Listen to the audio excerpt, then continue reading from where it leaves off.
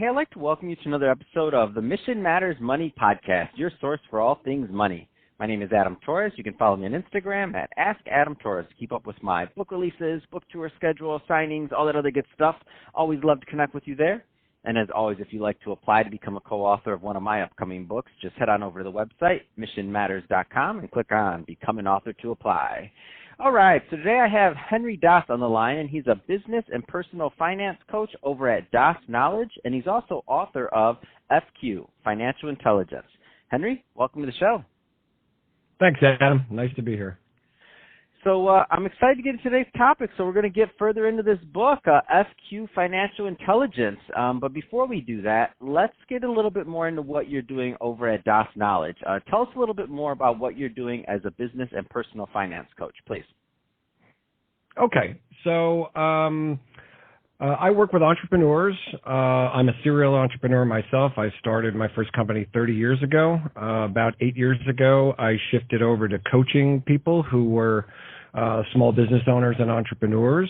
And then a couple of years ago, I got the idea that I wanted to write a book about finance. I've been trading stocks and involved in money since I was a teenager. And I started that as a whole nother project. So now, in addition to coaching entrepreneurs, I'm coaching just regular folk on personal finance. Oh, that's awesome. I love it. And I'm going through your book, and I see some things, and for the listeners, it's very easy to find. You just put in Henry Daas into Amazon. It popped right up for me under books, so it's pretty easy to find. But going through it, I want to pull out a couple of things from here. We're not going to have time to go through the whole book, but of course, even if we did, we want the listeners to go buy it, so we're not going to do that. But let's just start with in Act 1 of your book. So you, yourself, and you, the psychology of money. Tell us a little bit more about that, please. So when I started writing the book, I had just come back from an entrepreneurial conference in Bangkok, of all places, and I sat at a table with a bunch of coaches and talked about how this was on my bucket list and I wanted to do this. And they sort of looked at me and said, you know, you're not getting any younger. You might want to get on that. So it was nice that somebody kicked my butt and said, go do it. So I came back home and I said, okay, I'm going to do this now. And so I sat down and I wrote a table of contents. That is all the outlining I did. I wrote a table of contents and I thought about it. I'm an engineer. I'm an electrical engineer. That's where my degree comes from. And I took a linear approach. I said, okay, where would I start if I'm going to teach people about money? Number one, light bulb moment, psychology. No point in teaching people to trade stocks if they are too afraid to ever put a trade on. Pretty simple. It makes perfect sense. And I think that whole barrier there, risk versus reward, it's a thing. You've got to figure out whether you are living in scarcity, whether you're living in abundance. What are your tendencies, right? Because they're going to come into play with every money decision that you make. So let's go a little bit further into this. So let's see. So we have the thick green line. What's this one all about? Oh, so the thick. All right. So now you figured out kind of where you fit on the psychological profile. The thick green line is something that I invented, where I basically mapped net worth versus your age. And what I discovered by doing this exercise is that many, many, many people get to the age of 30 and they have a net worth of 0. Mm-hmm. Right? They've gotten an education. Perhaps they've taken on a huge amount of college loan. Maybe they've gotten married by then. I know from my own experience. I was 31. My wife was 29. When we got married, I had a net worth of 0. Mm-hmm. So you start thinking about it. It's like, wait a second. I've lived 30 years. I'm probably going to live on average to be 80. So I've almost lived half my life. I got nothing to show for it monetarily. I got a lot of work to do if I'm going to get to 65 and retire. I got 35 years to do everything. I got to pay for my kids' education, our day-to-day expenses, buy a house, buy cars. It's a lot. So I wanted to show it in graphical relief to people to say, this is the arc you're on. And there's a lot of stuff that's coming down the line here that you need to prepare for. The sooner you prepare, the I hate to use the word easy, but the less difficult it is to get there.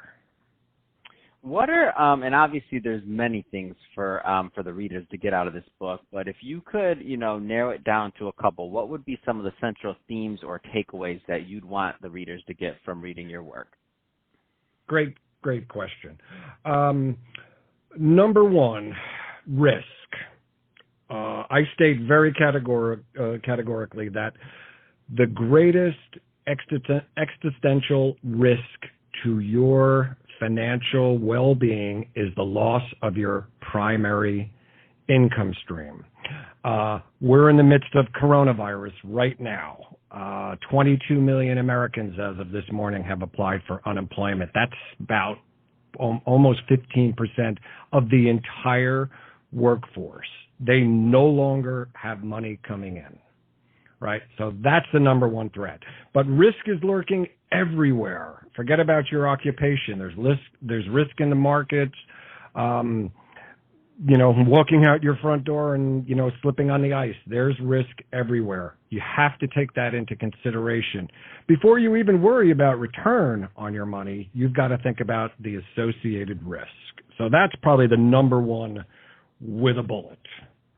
I would say probably number two is, and Warren Buffett said it best, you can never have too many income streams. So diversifying your money, diversifying your portfolio, building up a solid net worth.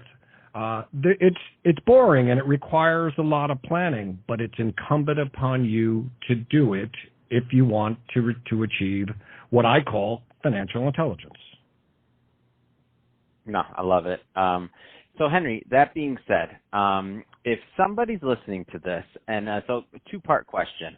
Number one, if somebody's listening to this and they want to connect with you because they want to learn more about your coaching and the other services you offer there, what's the right type of client and or niches that you like working in? Part one. And part two, what's the best way for them to reach out and to connect? Okay.